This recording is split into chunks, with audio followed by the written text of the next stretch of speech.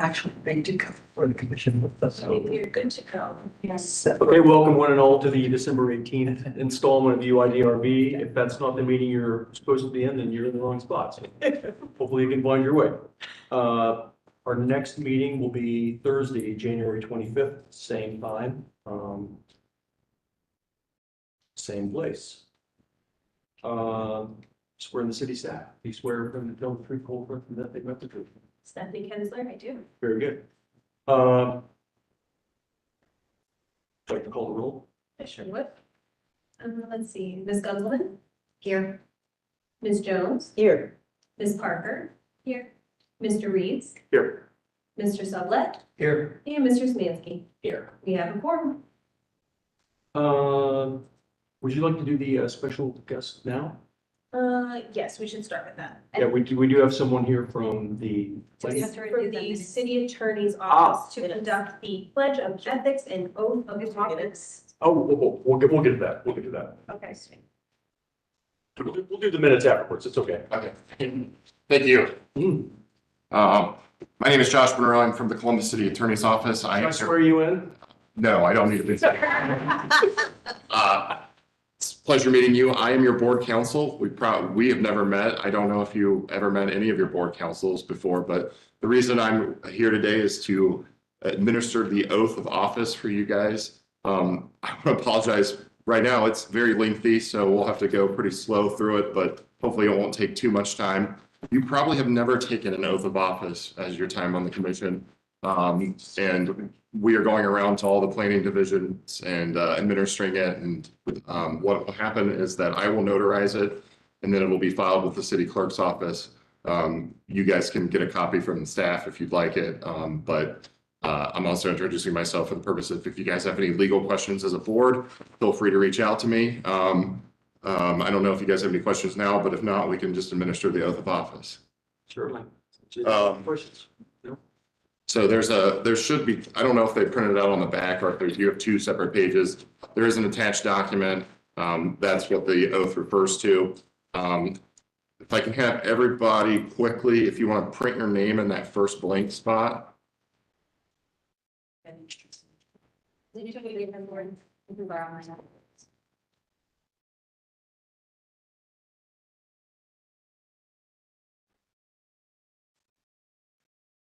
And then in that second blank spot will be the name of the commission, which is the University Impact Review Commission. Assuming you guys know that.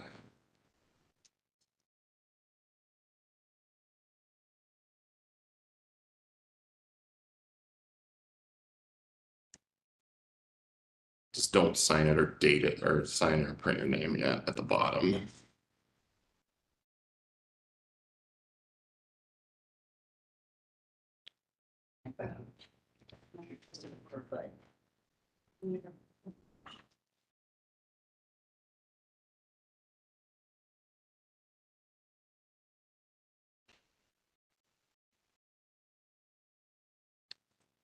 So I think we're all ready. I'll go ahead and administer the oath. So if everyone wants to raise your right or left hand and repeat after me, again, feel free to follow along with your form in front of you. I state your name, do solemnly swear or affirm that I will support the Constitution of the United States and of the state of Ohio and will obey the laws thereof And will obey the laws thereof. and will in all respects uphold and enforce And will in all respects uphold and enforce. the provisions of the Charter and Code of the City of Columbus, The provisions of the Charter and the Code of the City of Columbus. and will honestly, faithfully, and impartially And will honestly, faithfully, and impartially. abide by all governing bylaws and rules and regulations Abide by all governing bylaws and rules and regulations. in the discharge of my duties as a member of the University Impact Review Commission. And then discharge my duties as a member of the University. In addition, I acknowledge and pledge to adhere In addition, I acknowledge that I should adhere to the highest standards of ethical conduct to the highest standards of ethical conduct as outlined in the attached document titled It's outlined in the attached document. City boards and commissions pledge of ethical conduct, City boards and commissions pledge of ethical conduct, which details the city's ethics laws and policies. which details the city's ethics laws and policies.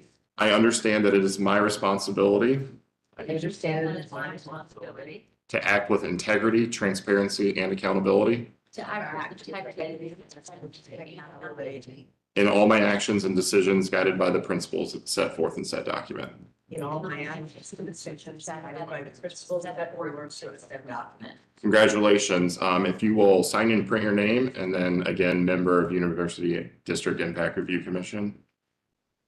And then when it says sworn to me, just stop there.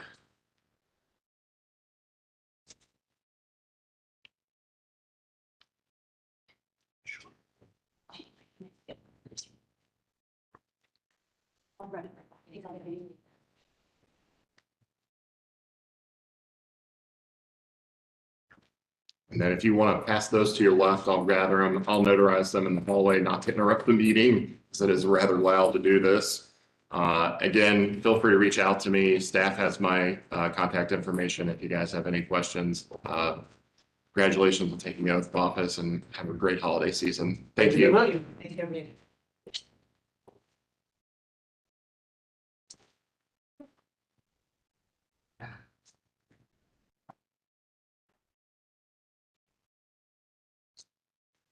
It'd be sort of interesting to have a copy of something you reverse. Right? Or if those copies are loose, I could just. Yeah.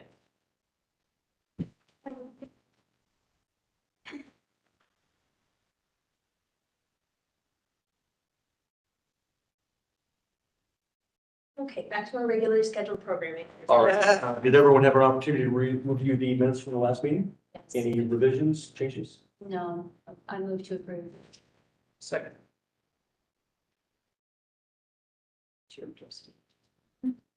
Okay. Was the motion by Ms. Parker, seconded by Mr. Sublet. We have to switch that. Oh, perhaps we should change that since I wasn't here, Okay, so we need a different second. I will second. based on trust. There you go. Yeah. Great. Ms. Gumbelman, Abstain. Ms. Jones, Abstain. Ms. Parker, Yes. Mr. Reeves, Yes. Mr. Sublet, Abstain. and Mr. Samansky. We do not have enough votes to pass them, so we will continue this to the next agenda. Okay. Okay. I believe we were ready for your first case, are we not? I think so. That brings us to UID 23-11-008 A and B, 50 East 7th Avenue.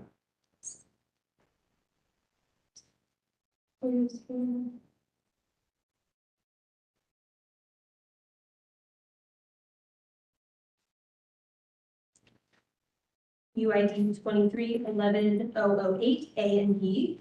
This is a proposal that is for graphics, and there's also a variance. The applicant is requesting review and action on a proposed 24-inch by 120-inch illuminated wall sign, as well as a recommendation on the associated variance for the following. Variance to code section 3376.04C to increase the allowable height of a wall sign from 8 feet to 20 feet. Submitted materials include a site plan, elevation, rendering, and sign details. The materials will be, you did see this application last month. The applicant has made a revision as requested. Sign here, it's gotten a little larger. Then we have our details about the mounting, color, power supply. The applicant has noted that this will mount through mortar joints and not through the face of the masonry. Then here's just an illuminated night view rendering of the sign. As stated, this project came before the board at the November 2023 meeting. At that time, the board continued the application, requesting that the applicant pursue an alternate design that would better align with plan recommendations regarding signage size and placement on the building. The revised proposal is generally consistent with the recommendations of the plan. The content, materiality, and lighting are consistent with plan recommendations. The plan also states that new signage should be a logical and complementary component of the overall design, and that wall signs should be sized to fit the building's facade. The revised proposal is consistent with these recommendations. As such, staff recommends support of the requested variance and approval of the proposed design. Staff also notes that should the applicant want to propose additional signage in the future, the plan supports up to 2 signs per street frontage. That's all. Is the applicant here? Would you like to step forward, please?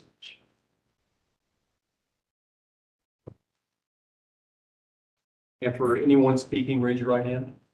You swear or affirm to tell the truth, the whole truth, and nothing but the truth. I do. Very good. Do you have anything you'd like to add to the city's synopsis of the resubmittal? I don't think so. I think Steph did a nice job of sort of summarizing how we got to where we are now. And we tried to react to all of the feedback from the previous meeting and make those revisions. So I don't think I'm happy to answer questions, but I don't know that there's anything else to add. Any board members have questions? No? I appreciate you updating the location of it. So I think that looks great. I think you know, also love that it's lower. So hopefully it'll be more accessible with people who are walking and strolling through. Those would be my comments. Just mention that it has been approved by the University of Michigan. Yes. If there are no comments, do I have a motion? Will we approve? I'll second. We will need 2 motions on this one. One for We'll need variance. A and B, so we'll need a. Let's do the support for the variance first. Okay, variance for. Yeah, okay. And the motion was by, and seconded by Ms. Gundelman, right? Yes. Okay. All right, so that is a motion to support the variances. Ms. Gundelman, Yes. Ms. Jones, Yes. Ms. Parker, Yes. Mr. Reeves. Yes. Mr. Sublett, Yes. and Mr. Smansky. Yes. Motion carries Now we need a motion for for the design. Yep. Yeah, go for it, Lori. I move to approve. I'll second. That was moved by Ms. Gundelman, seconded by Ms. Parker. Ms. Gundelman, Yes. Ms. Jones, Yes. Ms. Parker, Yes. Mr. Reeves. Yes. Mr. Sublett, Yes. and Mr. Smansky. Yes. Motion carries. Thanks for coming back. Thank you. Yes. Happy holidays. Thank you. Take care. Okay. Moving to UID 23-12-00519 East 13th Avenue, AKA 1728 North High Street. Yes. Okay. So with this is, the applicant is seeking a recommendation on 2 additional variances for the previously approved event space between Evelyn's Bank and Midway. Saw that last month in UID 2309-013. The additional variances are to code section 3325.341C, vertical element. The applicant requested variance to waive the requirement for a vertical element on the existing High Street frontage, so the Midway building. And then 3325.341D, glass. The applicant requests a variance to reduce the minimum required area of glass on the facade between 2 feet and 10 feet above the nearest sidewalk from 60% to 20% along the primary High Street frontage and 0% along the first 10 feet of the secondary 13th Avenue frontage. I don't have any additional materials to show other than the variance application that was submitted, stating why they need these additional variances. The ones you see here were already recommended for approval at the meeting last month, and then we just have these 2 additional here.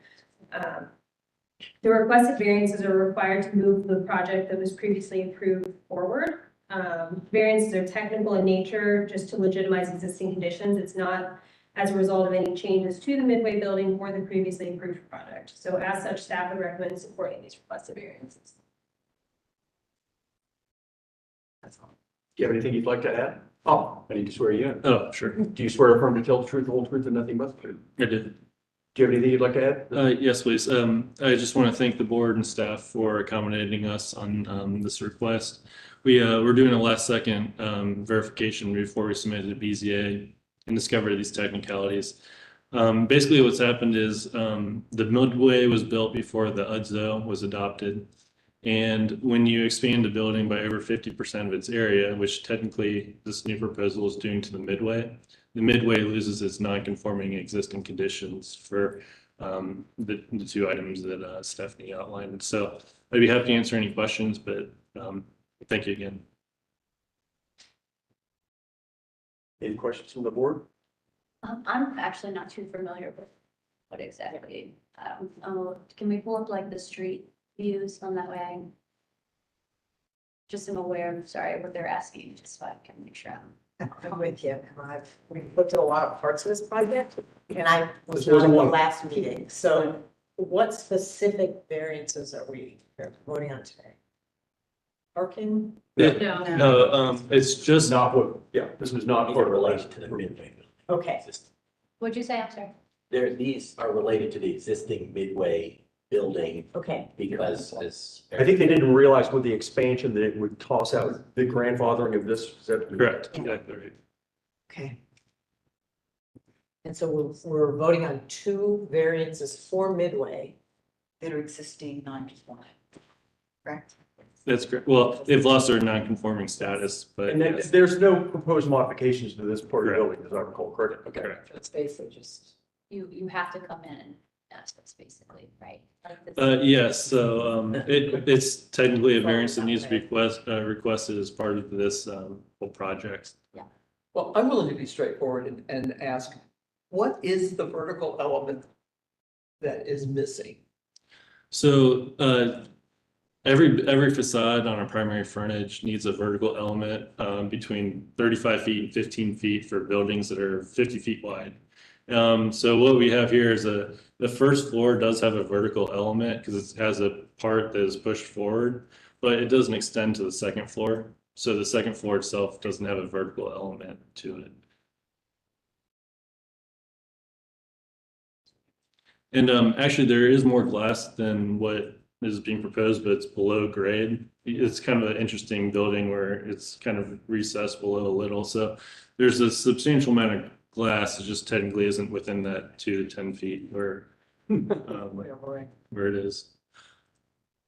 Very technical stuff, and yeah, I mean, even losing the nonconformity is a very technical thing as well. But again, it's just to keep existing conditions for the mid and allow the other development that we've previously met with you, with no changes to that. Does that make sense to everyone? Do I hear a motion in support of the variances or otherwise? I move to approve. Second. That was a motion by Ms. Gunzelman, seconded by Mr. Szymanski. Ms. Gunzelman, Yes. Ms. Jones, Yes. Ms. Parker, Yes. Mr. Reeves. Yes. Mr. Sublett, Yes. and Mr. Szymanski. Yes. Motion carries. Thank you very Thank you, much. appreciate it. Happy holidays. You too. Sorry. Which takes us to UID 23-12-006, 8296, 102 to 104 East 16th Avenue. This project, the applicant is seeking conceptual review for the construction of a new residential building. The proposal includes the demolition of the church building on site, construction of a new 6-story, approximately 320-bed residential building with amenity spaces, terraces, covered entries, and first floor glazing, street trees, as well as parking on portions of the first 2 levels. The submission includes a conceptual site plan, floor plans, and perspectives. Here's quickly, and then we'll go into staff analysis. Applicant provided a site plan. We have the floor plans to follow, so this site plan includes the first floor plans, and then you have the second floor, you can see that amenity deck. In the center here, these smaller masses along 16th, the duplex is remaining in this scheme. Third floor plan, fourth, fifth, and then 6th. And then they have provided some perspectives. This is the 16th Avenue view.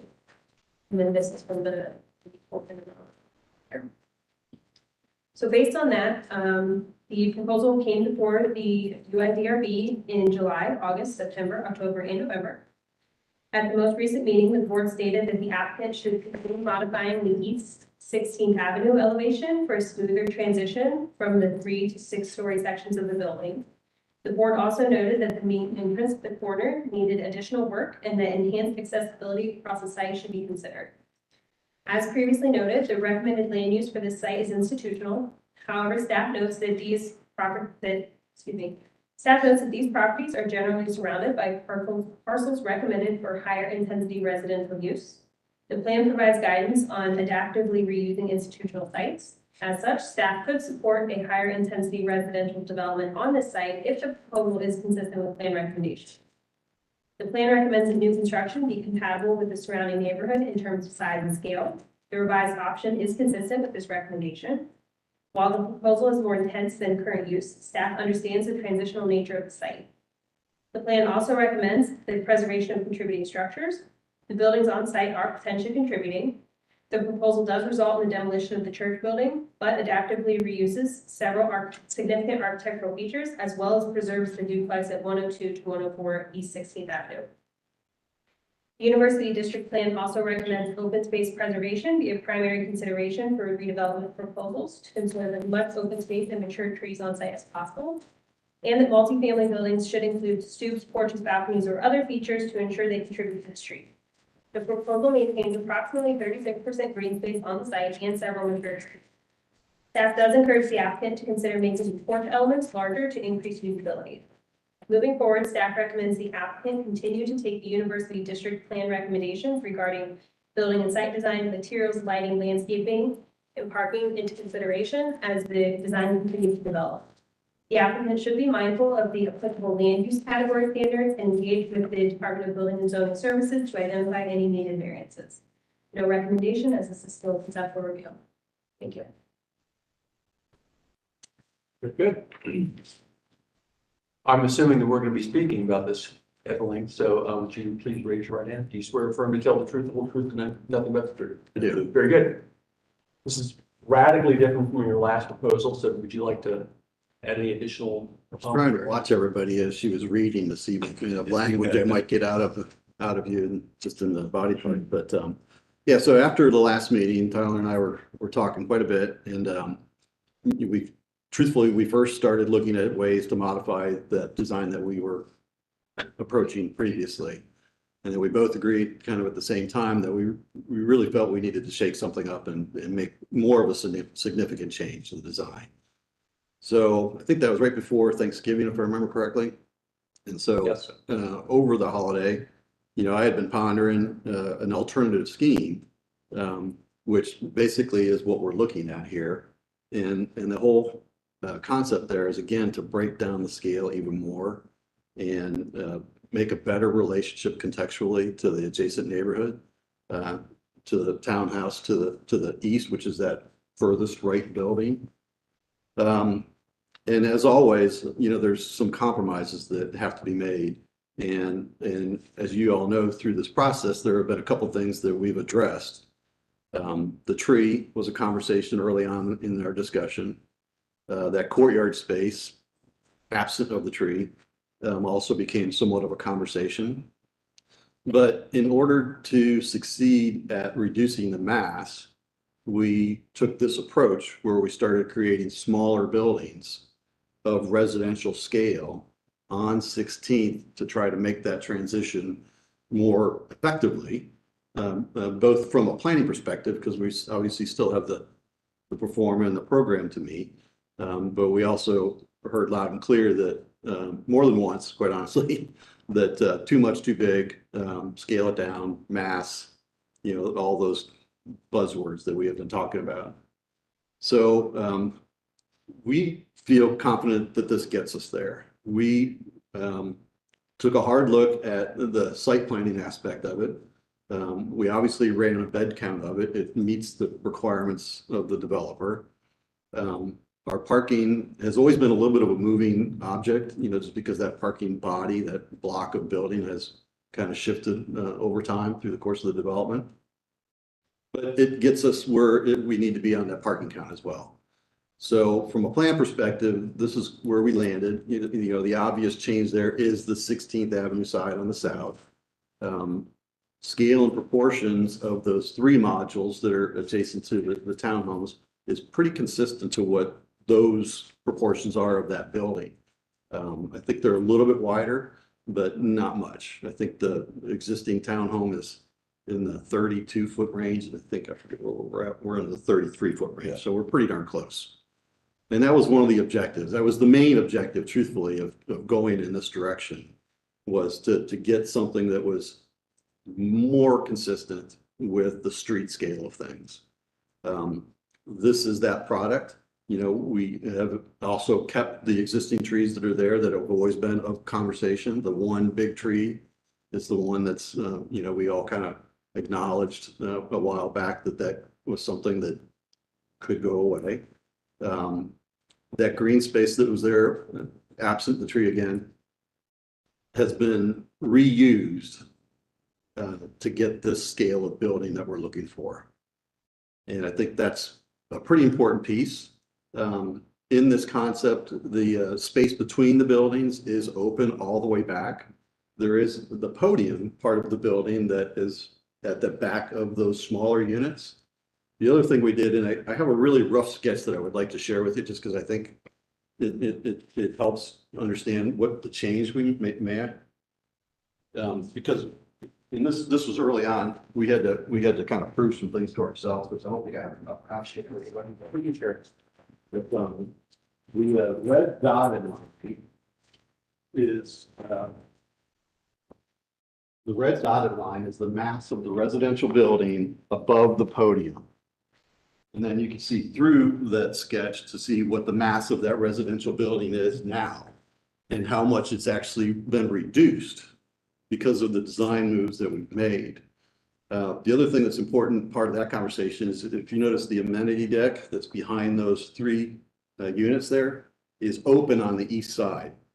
So where we currently, or I'm sorry, previously had a building there, with this design change and putting those liner buildings, liner townhomes on the south side of the building, we were able to not have a building on that eastern end and open up that amenity deck so that it helps both the amenity deck, but it also helps the residential building to the east by not having such a massive building right next to it.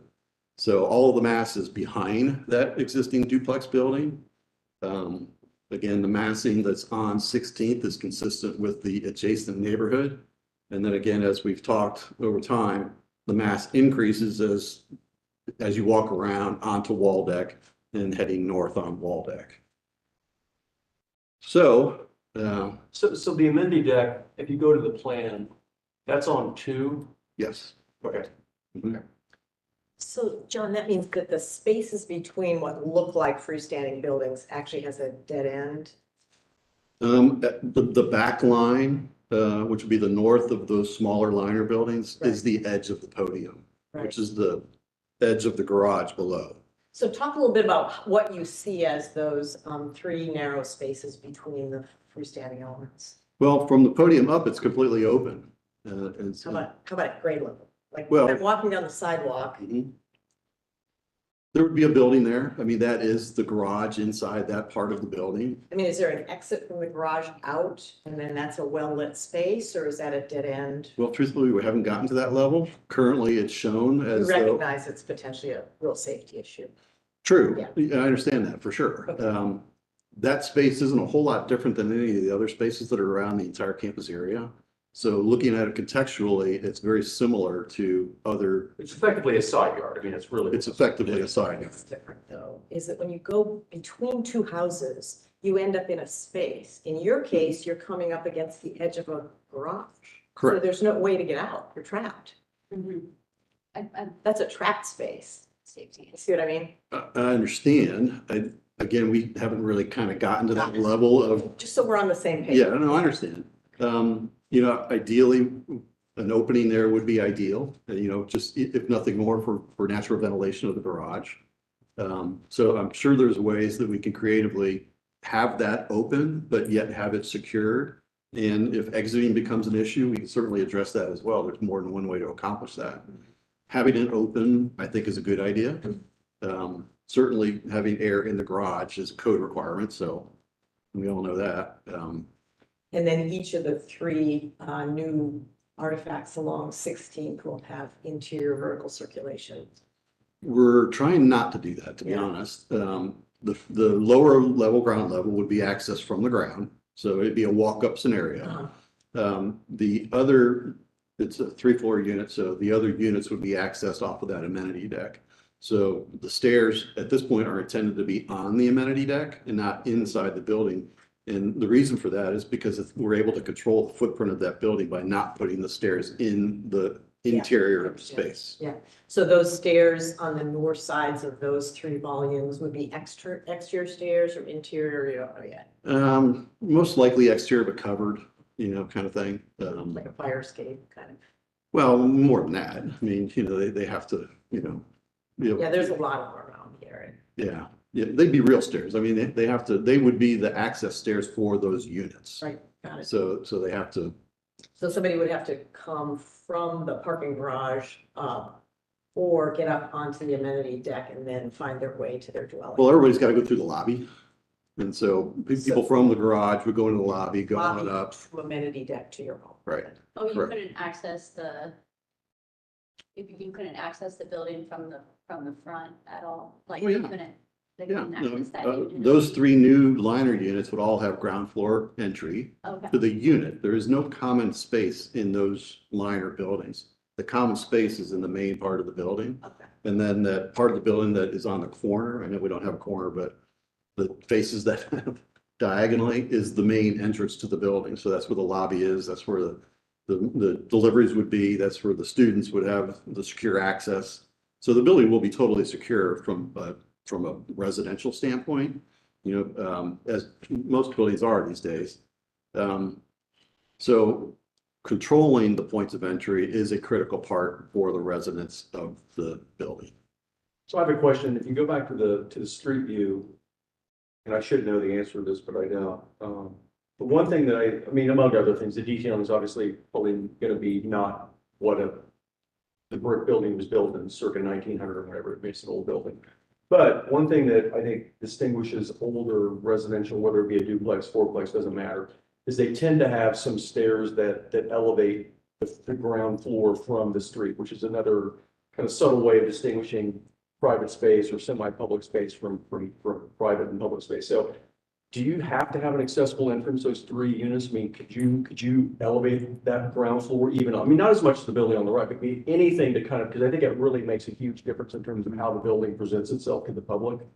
Is that possible? Well, I haven't done an accessibility review at this point yet. From an accessibility standpoint, when you have multiple unit types, you generally have to make at least one of those available for accessible. equal access.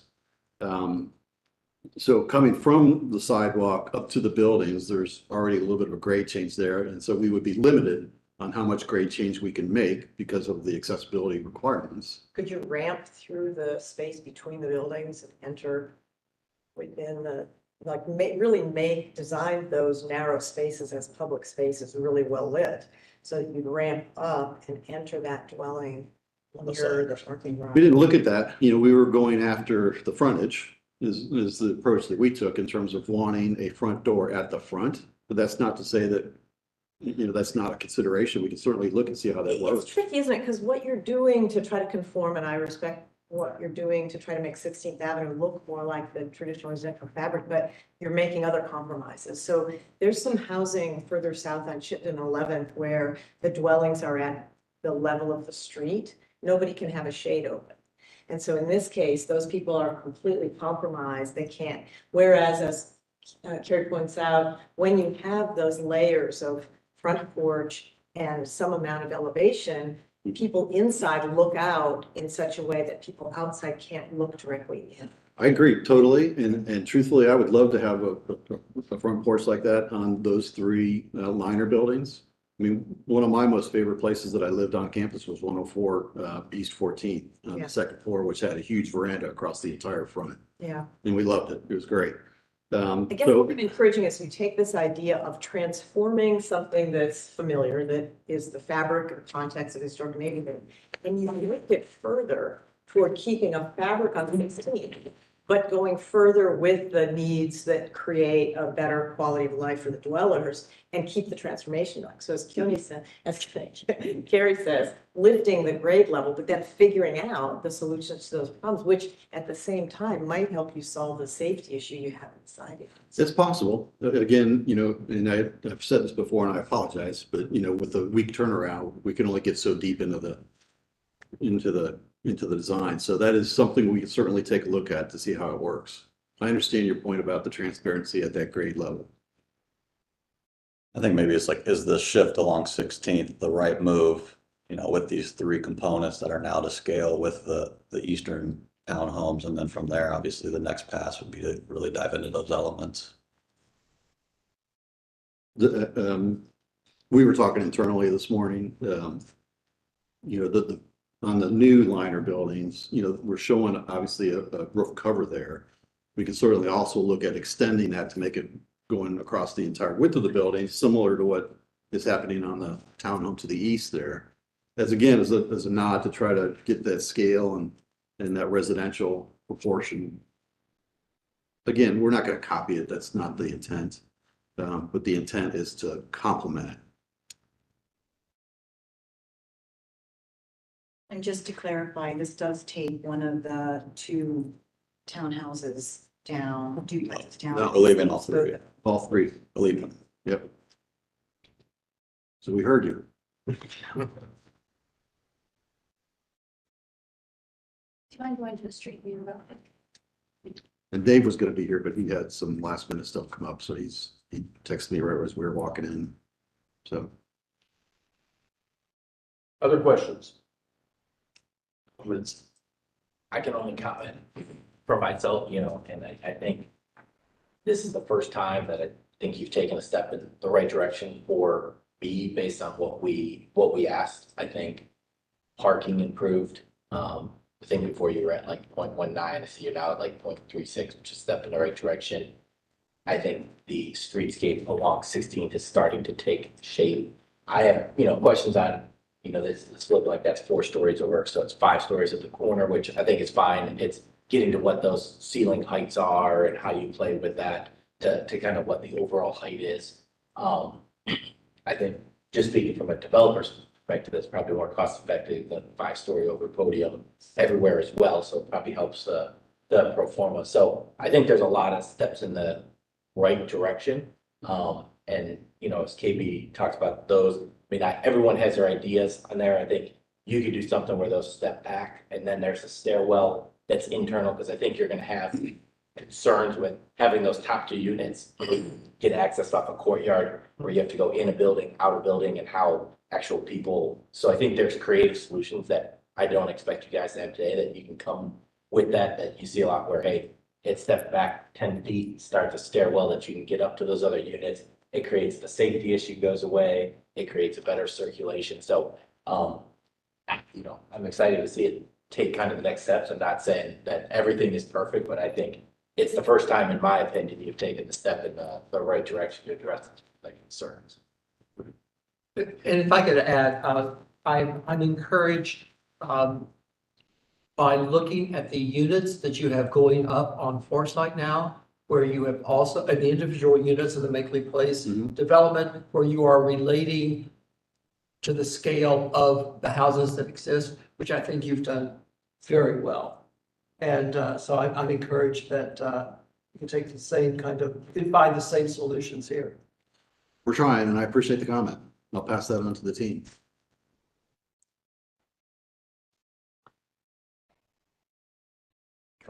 I appreciate the fact that you're trying to figure out ways to blend into the neighborhood. Do you mind going back to that street view? Yeah, thanks. What I am intrigued to also see, and I know that you only have like a week turnaround for these designs, but obviously, you have some time to kind of ponder it, and you bring in quite a bit of things for us also to look at still. So I would love to see, I know that you have the 16th kind of laid out a little bit, but I'd really like to see how grand this is on this side that we have up right now, because I'm still concerned about the size of it, considering like the amount of green space that was there. I'm still really concerned about how large it is on the side where the lobby is. And then I understand that you talk a lot about accessibility was the last thing, but I think it should probably be one of the first things. I'm sorry, I'm sorry. I said, I understand that you said accessibility is kind of one of the last things, but I really think it should be one of the first things to maybe help make it so that it's no longer something that is an afterthought, that it could be designed within it. Well, it's not an afterthought. And I apologize if I misled you. Yeah. You know, at this level, we are certainly considering accessibility. We internally always do our own ADA audit. We have a couple of experts that go through the entire building, not too far off from where we're at here today, and identify things that are of issue. And we've often used CCI Coach Consultants as a third party as needed. And I've done that in the last two projects, truthfully. So. So I just wanted to continue on saying that, like, this is a big transition from what I have seen last time. So I do appreciate you bringing a different kind of design for us to look at, instead of being like, how many heights does this have to be? Because I think for students and for people who live within the community, they're really trying to find places that are going to last forever and that are going to be those statement pieces within the city that people are like, oh yeah, right next to so-and-so. And I would like for this project to be one of those. And at the moment, I'm not seeing it just yet, but we are on the right track. And I think having, those having the view from the side of the street that that was shown earlier would be really helpful to be able to see what that looks like when affecting the neighborhood.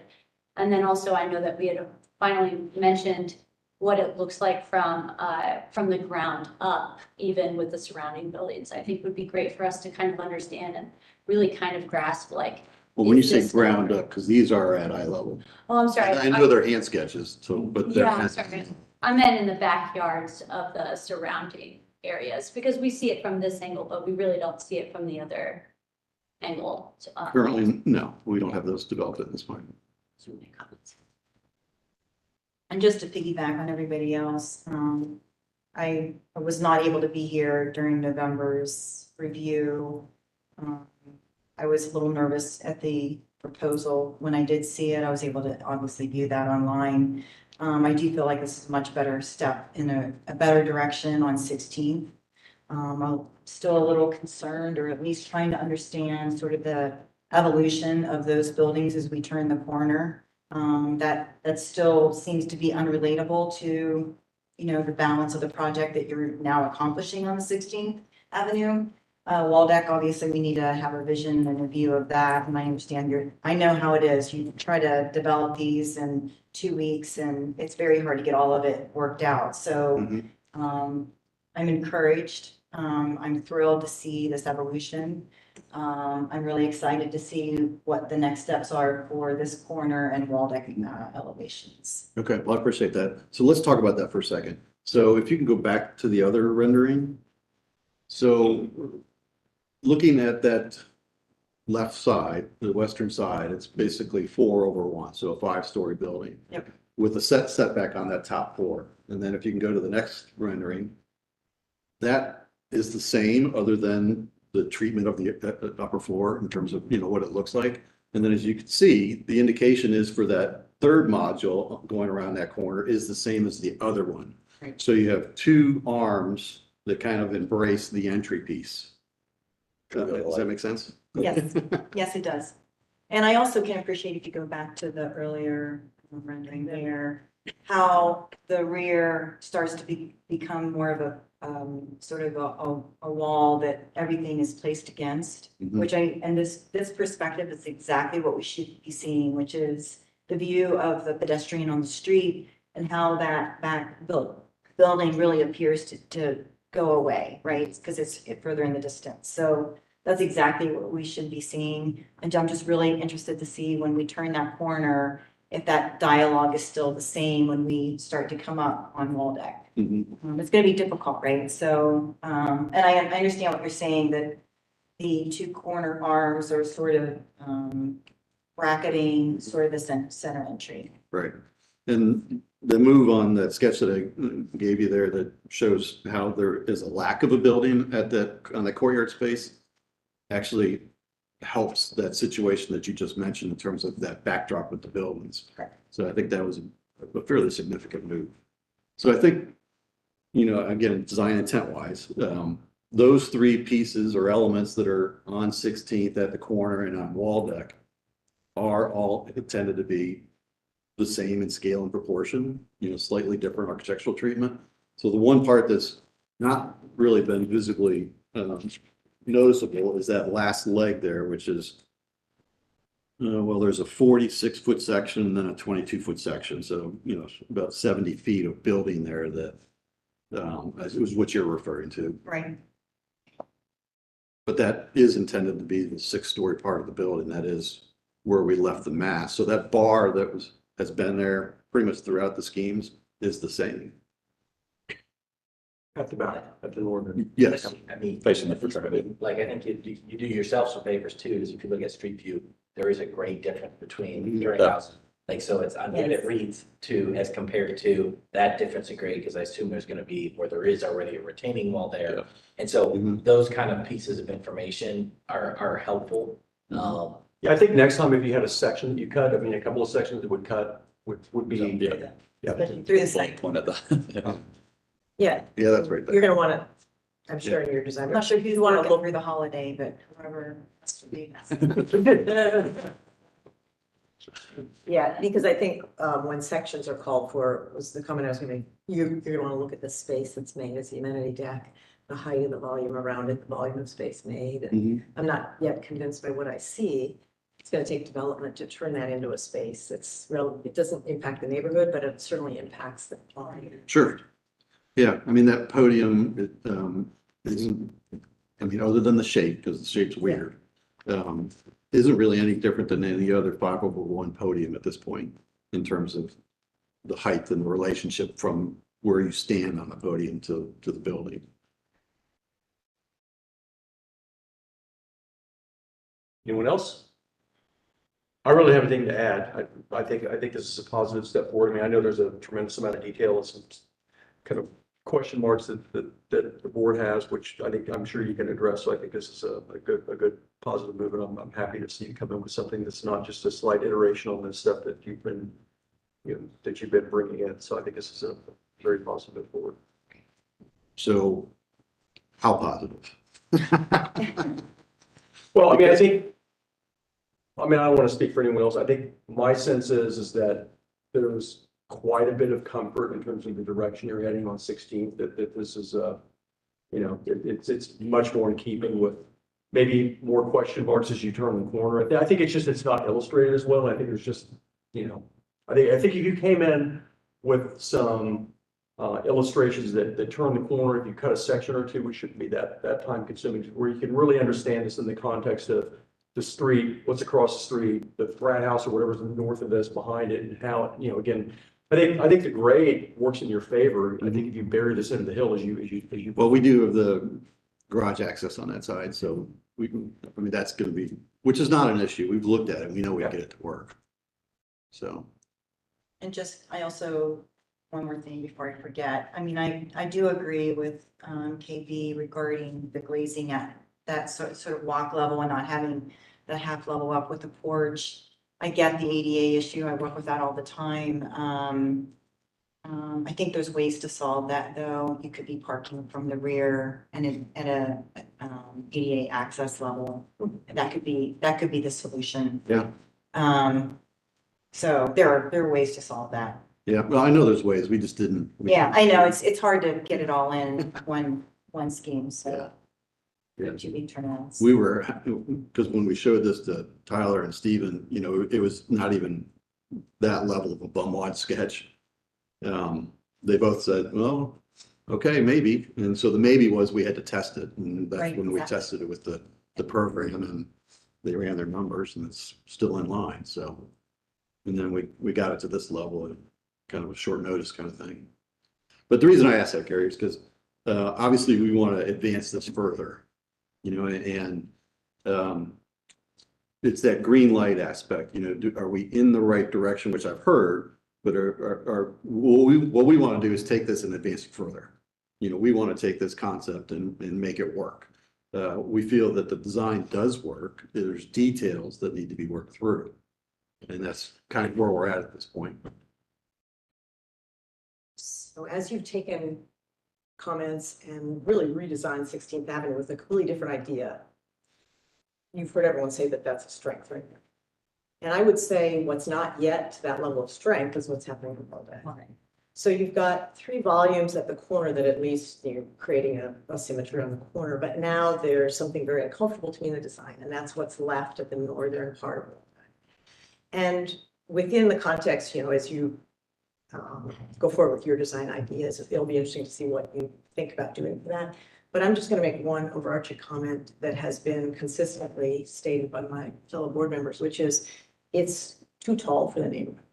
And so one of the things when we look at, you're looking at one piece of ground and we look at the whole context. There are other projects for development in the area. None of them are as far along as yours. But the neighborhood has a residential quality of buildings as you're finding that you can work with to be able to design 16th Avenue. The area is going to be facing, once approval is given for a significant zoning variance, right? Other projects are going to assume the same thing. Other projects will say, well, you did it there, let's do it here. And that would make it difficult, I think, when we look ahead to approve a significant height variance. So if you can bring the whole street level down to a reasonable level, given that the corner piece is taller, can you bring the rest of Waldeck down to the level of the other dwellings? The fraternity is on Forster's, but it's set way back. So we still get a lot of green area and trees and so on. The residential structures across Waldeck are more like the fabric of 16. So can you bring your building back to that level of residential quality on the northern edge of Waldeck? Well, that's kind of a trick question. It's not intended to be a trick question. No, It's simply to try to be really clear. What I'm saying is what's valuable, what you've done in hearing from my fellow board members is that you've respected the context and been creative at a schematic level.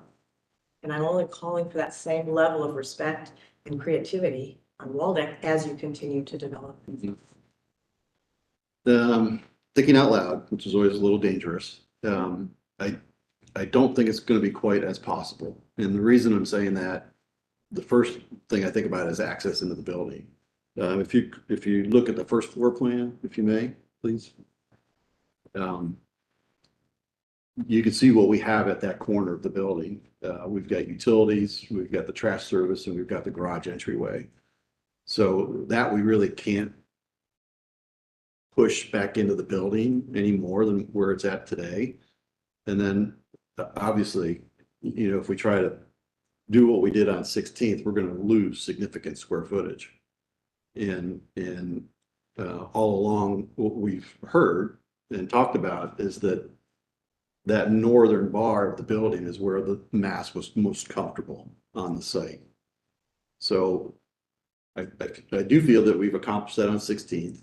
The 3 elements that are, as you walk around the corner there, are all at 5 stories, where we previously had them at 6 stories. So I think that bar that's now literally just a bar, it's a linear element. I don't see how that can be reduced, and I don't see how it can be pushed back any further. Well, as you said, you haven't looked at it really yet. You're imagining, and I'm suggesting Well, in that plan, there are we've- ways you can figure it out. For instance, one thing, the proportions of the amenity deck to me right now are, you're going to find as you design further, there's some strange things. I don't know what the advantages of this void, right? Why doesn't this continue? So it's a different fabric than this. You're still going to have to deal with daylight in the area, but this doesn't get you anything, that open space.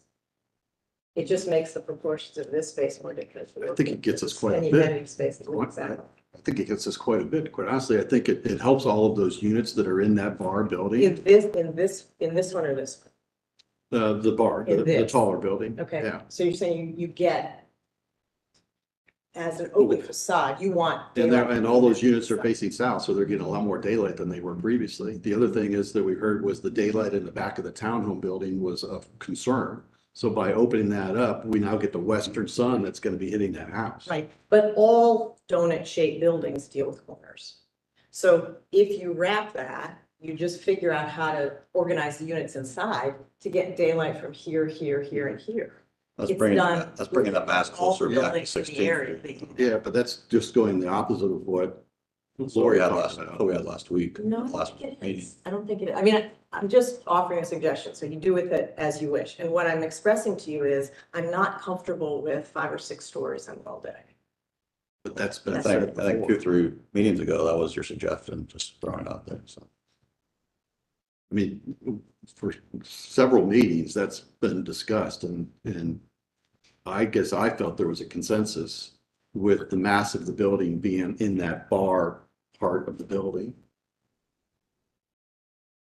Yeah, I just wanted to clarify that, you know, I always want to make sure that I speak on behalf of somebody other than myself because I'm here to represent a whole bunch of different people.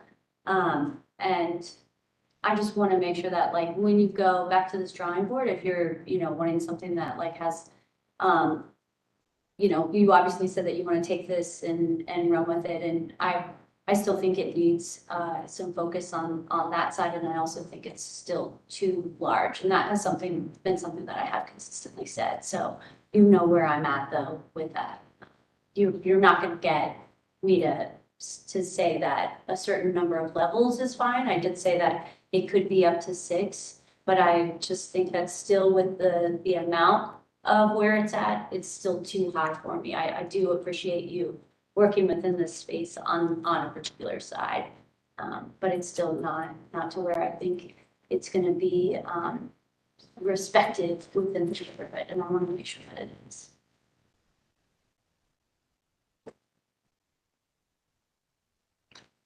I think there are those that have been less comfortable with the height and those that are not so uncomfortable with it. So I don't know that there's ever been any general consensus on it's got to be this big. And that's just rarely going to happen in this group of people. Is that how we work? But you might take note that the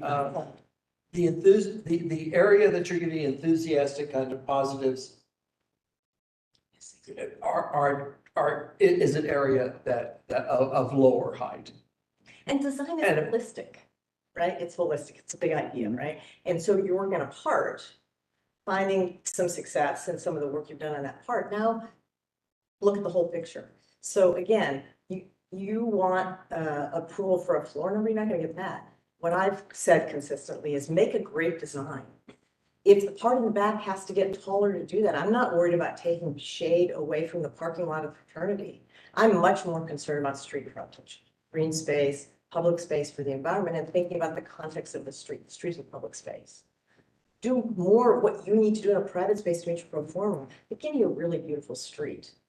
The way you've been working on 16th, just continue to work. I think to that point, you know, I think everyone appreciates what you've done on 16. So what I suggest would be, as you turn the corner, look at the context of that front and say, what does this building do to where it comfortably fits within the confines of this environment, which is not the 16th, and you know, the character changes. So that's not, I mean, it's not all about height, but I think what clues can you take from what's around you? Like, this is why this makes total sense here. And I think if you do that, then I think it's, you know, and again, it doesn't have to necessarily relate to 16. You know, I think the character of those two streets is totally different, but I think if you do that, I think it's going to go a long ways towards to KB's point about this is why this is a cohesive design that makes sense in the neighborhood.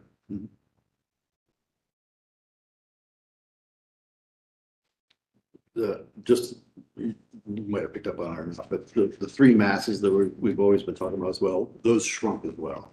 That just, we felt that part of the mass. I noticed that, and I think that's valuable. Had to get Keep rid going in of. that direction. We've cut a lot. Good. 50%. Yeah. I'll just see you next month.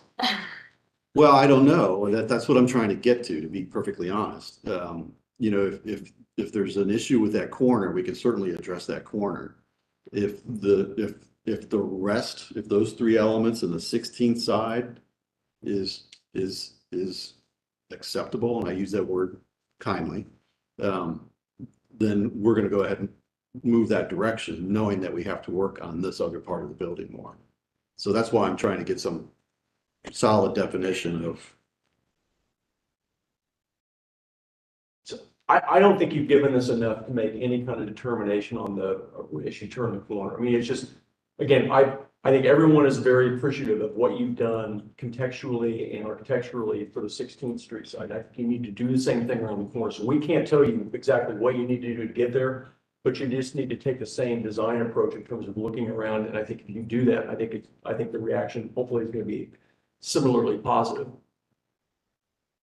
Which is the best non-answer I can possibly give you is. Thank you. Yeah. Yeah, it's okay. Yeah, I mean, we've just been, this is our 7th meeting, so like we don't want to keep going down. Like I think we've gone and made a big adjustment, and I think you guys have seen that. We just don't want to be doing this 7 more months. I mean, we're spending our time and money. Yeah, but you're asking us for conceptual designs. You're not exactly presenting us with. 100%. We don't want to have to keep going back completely to the drawing board. We want to generalize that the massing is in its good, okay shape, and then we can really dive into the details and the accessibility and the architecture. I mean, that's the fun stuff. That's what we're trying to get to. Okay, the good news is I think you're making good progress. You're making positive. And it might need to take a couple more meetings, but we love seeing you and we love working with you. So when is the next meeting? When?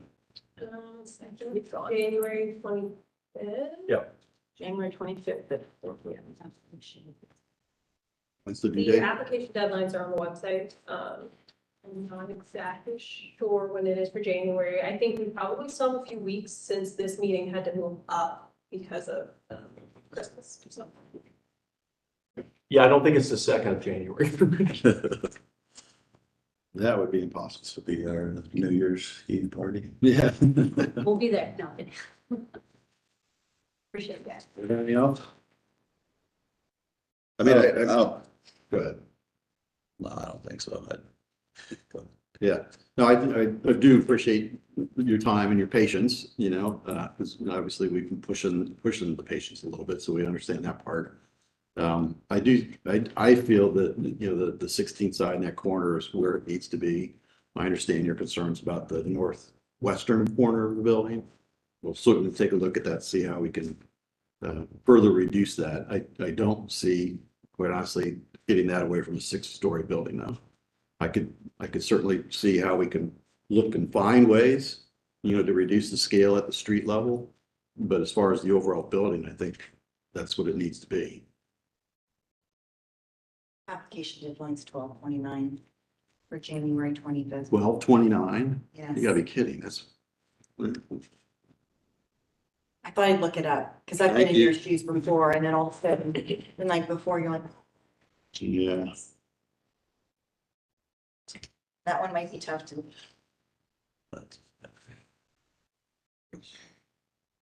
You might talk your client into a buy month. Well, because we're pushing, you know, obviously to try to make progress. But obviously to make more progress, we need more time. Yeah. So. Okay, Regardless, we will see you soon. Whether it be January or February. it'll be next year. Yep. Have a good one. Well, thanks, everybody. Have a good holiday. Holidays. Be safe. Do leave with a sense of encouragement. I'm sorry. Do leave with a sense of encouragement from us. Well, I appreciate that, Tim. I really do. You know, again, I'm not gonna say something I don't believe in, but I think we did the right thing, you know, making those moves on 16. So we're gonna continue. I mean, we are excited about this move as well. So I think the old one, we're kind of going down a rabbit hole. So we're excited about this. So thanks again. Thank you. All right, thank you.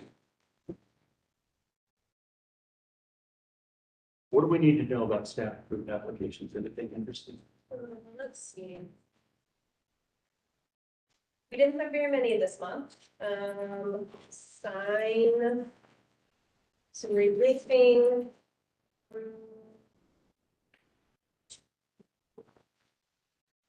Other sign. What was two?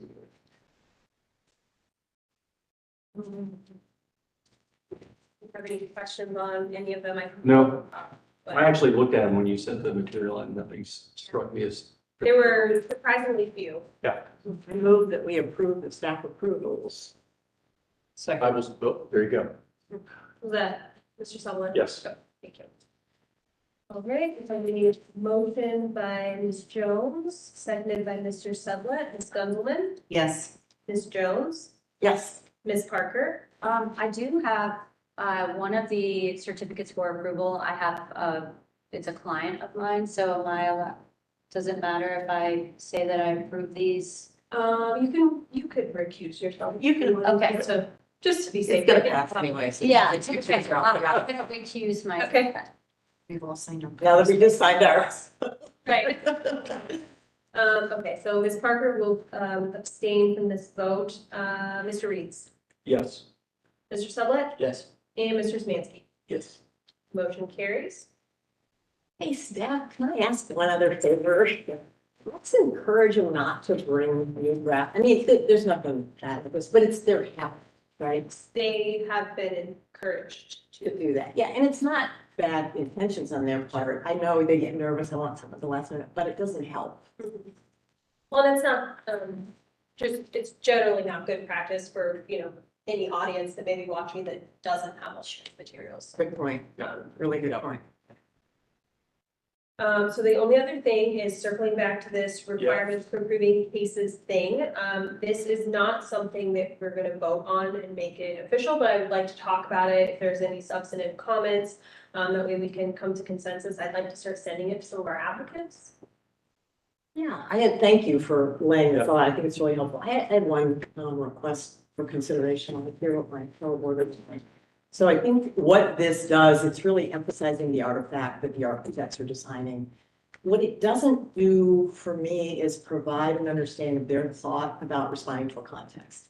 So if we could be more specific about what we want them to show in the site plan and probably see their elevation or section graphics. A lot of people have done this in the past. I think it should be specified, and that means showing the way their building works in its own context. So especially if there's going to be, let's say, a request for zoning for height, they're really clear about what height they're proposing and what the height of the context is and the zoning requirements. So I would say both in terms of site plan, section cut or street sections and elevations. With adjacent buildings. Yes. That was on my list too. But I thought that was precisely what I thought was missing, and I wasn't sure the right terminology to use with you, but you've done that. You do have elevations for all sides of the buildings, but in relation to the other. side. Also And the section. Yeah. Yeah, some of the, I think the historic commission will ask for like a streetscape. Yes, Yeah. exactly. That's great. Yeah, That's that great. That'd be very helpful. really useful, yeah. And just to add on to that, you do have material specifications and cut sheets, but it is so nice to see a nice image of it.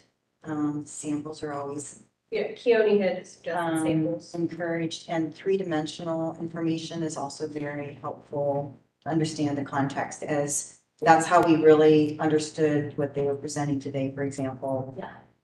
Yeah. So I think that goes back to one thing Tim and Hill asked for earlier, is that somewhere in there, I'm trying to see if it's already in the, but something that is street view friendly, it helps to be able to see the context from the point of view of people at the sidewalk. When it comes to zoning, it's very helpful to understand what the zoning code is required to have, because we don't have that all necessarily memorized. So for example, it's a C4, height, acceptable height, or whatever, and then ours, how it compares, the building. Yes. Compares. We look at, parking density, lot coverage, side yard, front yard. That kind of stuff. Right. And for when they come back, it's also very helpful to understand where they've been Yeah. from where they are now. So if they reduce parking or if they've increased parking, we understand the difference in the table of how they've improved the project since the last time we saw them. Procedural question. You mentioned that if, if we don't have the adequate, material available at the time action is requested, are you empowered to simply tell them to come back a month later with material which at times may be more appropriate and actually a decision more effective than the conditional kind of approval? Yes, with an asterisk. So I think probably technically and legally, we would be more bound to what the application requires that they submit, which is less detailed than this. Certainly, if we get an application that is considered incomplete because we're missing some of those pieces, we can tell an applicant, we either need these things or we can't put you on the agenda. Or we can tell them you could go conceptually until you do have all of those pieces, and some folks choose to do that. But as far as this list specifically, if someone didn't have a piece of this, if I could have the ability to not put them on the agenda, I'm not sure we're quite there yet. So this is essentially a secondary list of really softer requirements. This I envision being a good resource for our applicants to kind of know the expectation and, that they could be asked questions about their materials and about their section. So it would be in their best interest to provide those things at the time they're requesting action. Especially if they want an action of approval, yes. Right, especially as opposed to a conditional approval that says come back with your section drawings. Right. So But if it's they- kind of trying to set them up for success earlier. But if they want to push through, despite your advice, they have the right to do that. And then we could probably make it a condition of the approval that they come back and supply material selections to staff for approval. Right?